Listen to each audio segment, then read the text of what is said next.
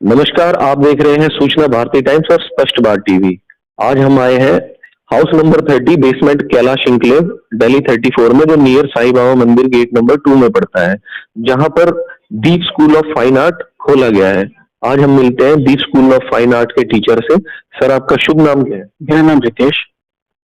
आपने क्या प्रेरणा ली कि खोलना चाहिए, लोगों तक अपनी कला का प्रदर्शन करना चाहिए? एक्चुअली मैं काफी टाइम से टीच कर रहा था, तो मुझे काफी ऐसी स्किल्स लगी कि बच्चों को जो मेरे मेथड्स हैं वो इजीली समझ आ रहे थे। सो मेरे को लगा कि मेरा टीचिंग प्रोफेशन ज्यादा बेटर है, तो इसलिए मैंने अपने टीचिंग प्रोफेशन को ज्यादा अपनी प्रेफरेंस दी। उस वजह से मैंने दीप स्कूल ऑफ फाइन आर्ट की नींव रखी, फाउंडेशन रखी, और आज दीप स्कूल ऑफ फाइन आर्ट आप जिस तरह देख पा रहे हैं दिल्ली में 6 पोजीशन होल्ड करता है।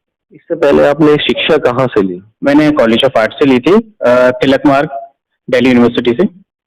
और कोई अवार्ड्स वगैरह भी आपको मिले?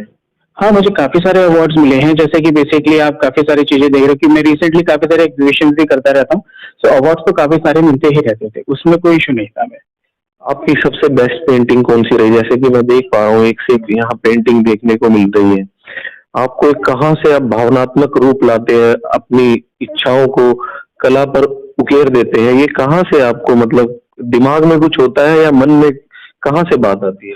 एक्चुअल क्या रहता है कि देखिए, काम तो पेंटिंग्स का जो रहता है वो आप कैसे भी कर सकते हैं, ठीक है, बट एक सीरीज पे वर्क करना वो ज्यादा जरूरी है। जैसे कि मैंने वुमेन सीरीज पे ज्यादा वर्क करा हुआ है आज तक। कि अगर आप जैसे मेरे मैक्सिमम वर्क देखेंगे तो कहीं ना कहीं वुमेन से इंस्पायर है। जैसे कि आप मेरी बुक, जो मेरी खुद की थीसिस की लिखी हुई बुक है, आप उसको एक बार स्टडी करें तो आपको पता चलेगा कि किस तरह से हम थीसिस को बनाते हैं। उसके बेसिस हमारे ही जो ग्रंथ हैं, जिसमें माता सती से लेके शिव जी के वो पूरा एक रहा है कि जैसे वो सती हुई थी, पूरा शिव जी का पूरा एक हमारे जो ग्रंथ है उसके ऊपर मेरी एक आर्ट सीरीज है पूरी की पूरी। तो एक सीरीज पे वर्क करना वो प्रोफेशनल आर्टिस्ट के लिए पता चलता है, ना कि कहीं से भी कोई भी एक ऑब्जेक्ट या कहीं से भी कोई एक पेंटिंग आप उठा के नहीं बना सकते। स्टडीज के लिए जरूरी है कि हम रियलिस्टिक पे ध्यान दें, बट साथ साथ अगर हम कोशिश करें क्रिएटिव की तो आपका एक स्टाइल इंप्रूव होगा। आपको खुद वक्त लोग जानेंगे कि ये स्टाइल रितेश सर का है, या एक ये स्टाइल मोनिका मैम के, किसी भी स्टूडेंट का हो सकता है। और आपकी कोई यहाँ कोई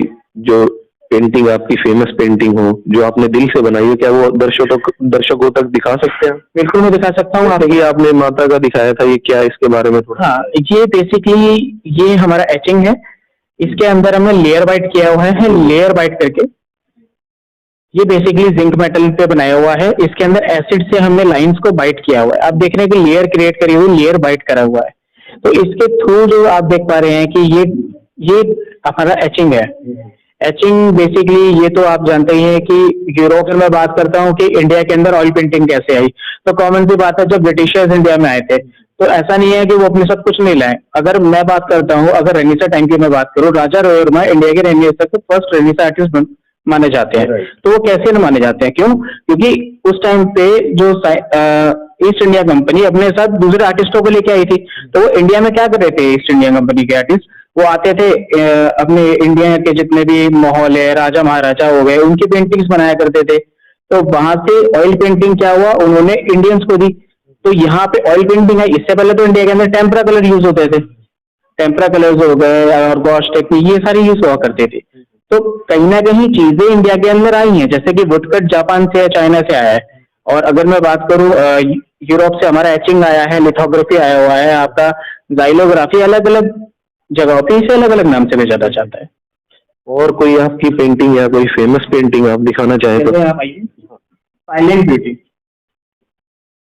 इसके ऊपर जो था बनारस के जो 80 घाट पे मैंने एक वुमन को देखा था, बट वो था कि वहां से मैं इंस्पायर हुआ था। ऐसे ही मैंने उनके एक इमेज में देखा था, बट मेरे दिमाग में क्या था कि सर, जिस तरह से मैं अपना वर्क करता हूँ, मैं किस तरह से करना चाहता हूँ कि मैंने एचिंग के, मैंने प्रिंट मेकिंग को ज्यादा चूज किया हुआ है। तो उसके अंदर क्या रहता था कि प्रिंट मेकिंग को जिस तरह से मैंने चूज करा हुआ था, तो मैंने उसके अंदर अलग अलग एचिंग को और सिल्क स्क्रीन को आपस में मिलाया था। तो जिस तरह से आप ये देख पा रहे हैं, अलग अलग लेवल पे अलग अलग आर्टिस्टों के काम है। अगर जैसे स्कूटर है यहाँ पर, ये भी हाथ से लग ही नहीं रहा कि हाथ से बना है। ये हमारे स्टूडेंट का ही वर्क है। आप इधर आ जाइए, इधर आइए, आप बताइए। ये बेसिकली हमारे स्टूडेंट हैं, ये उनका काम है। तो ये डिटेल में आप किस तरह से काम करते हैं, पहले तो हम ये समझते हैं कि ये बना कैसे। पहली बात तो ये ब्लैक शीट पर व्हाइट मार्कर से बनाया हुआ है, व्हाइट ग्लास मार्किंग पेंसिल है, उससे ये बनाया हुआ है पूरा का पूरा। आप देख पा रहे हैं कि डिटेल में चीजों को स्टडी करना। ये deep school of fine art का मेन जो मेरा मोटिव ये था कि deep school of fine art का मतलब क्या है कि किसी भी चीज को डीपली स्टडी करना।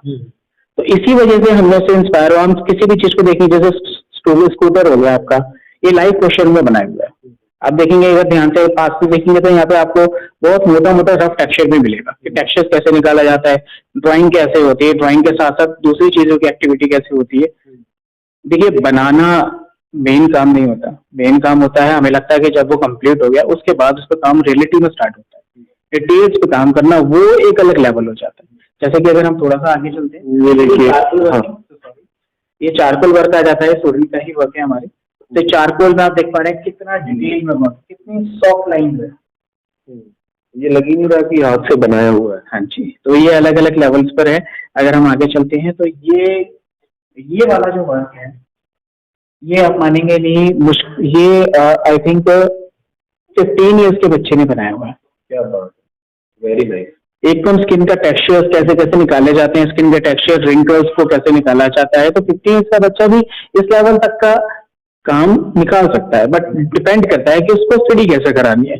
हर बच्चे का एक पैटर्न नहीं होता, सबके अलग अलग पैटर्न है। इस पेंटिंग का कोई मैसेज भी है जो आप बनाते हैं? देखिए मैं रिलेटिव बताऊं, मैं इसके ऊपर मैं झूठ नहीं बोलूंगा, ये गूगल की इमेज है, ठीक है। ये जो यहाँ पर जितने भी अभी आप काम देख रहे हैं ये ज्यादातर गूगल इमेजेस होती है। ये इसलिए दिया जाता है कि बच्चे डिटेल में काम करना सीखे, अपनी स्किल्स को इम्प्रूव करें। ये स्किल्स को इम्प्रूव करने के लिए बनाना सिखाया जाता है। अब जैसे कि आप ये वाला वर्क देखें, ये नॉर्मल पेंसिल शेडिंग है, कुछ नहीं है, नॉर्मल पेंसिल शेडिंग है इसके अंदर। बट आप ये देखिए कितनी सॉफ्टनेस में किया हुआ है वर्क। तो ये अगर हम वहां चलते हैं तो वहां पे जी देखिए,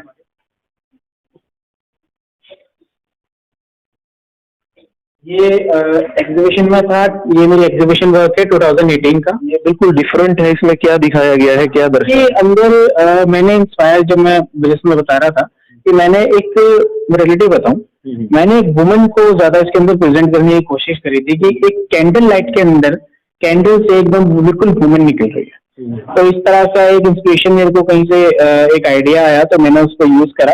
मैंने कुछ कलर्स को यूज करा। बेसिकली मैंने इसमें पैच टेक्निक यूज करी है, जो पेंटिंग के अंदर पैचेस में काम होता है। जैसे कि आप देख रहे हैं अलग अलग कलर्स के अंदर अलग अलग पैचेस बने हुए हैं, तो उन पैचेस के थ्रू काम करना ये बहुत ही एक नेक्स्ट लेवल हो जाता है।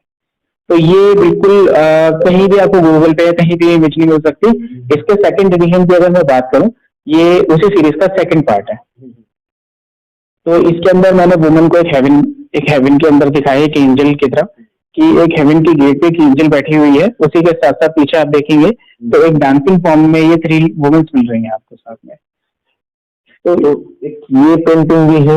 ये काफी हद तक ये क्रिएटिव कॉन्सेप्ट है, बट इंडियन टेक्निक के ऊपर ज्यादा फेमस है।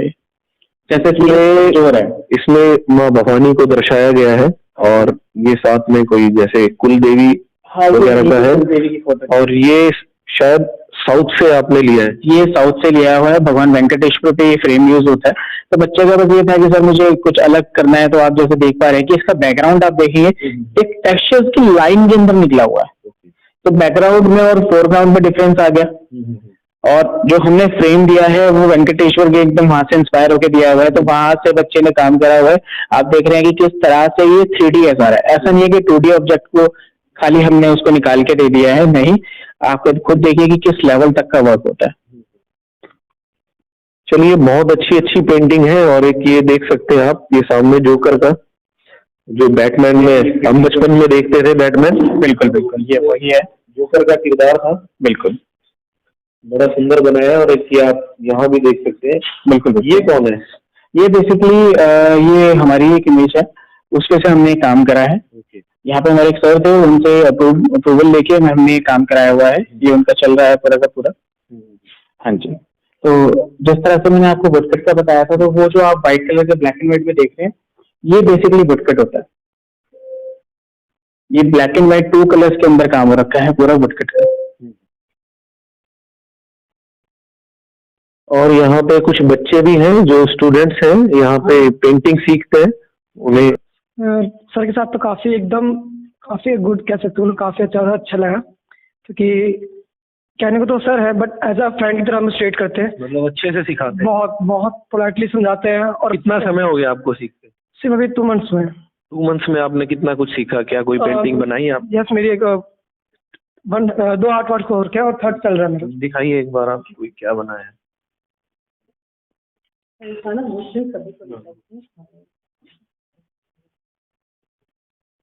अच्छा, ये आपने बनाया है? जी, अच्छा, क्या है इसी में? पेंसिल शेडिंग है। आप देख रहे हो कि मुंह धोते हुए मतलब फेस वॉश करते हुए। फेस वॉश करते या हुए। ओके।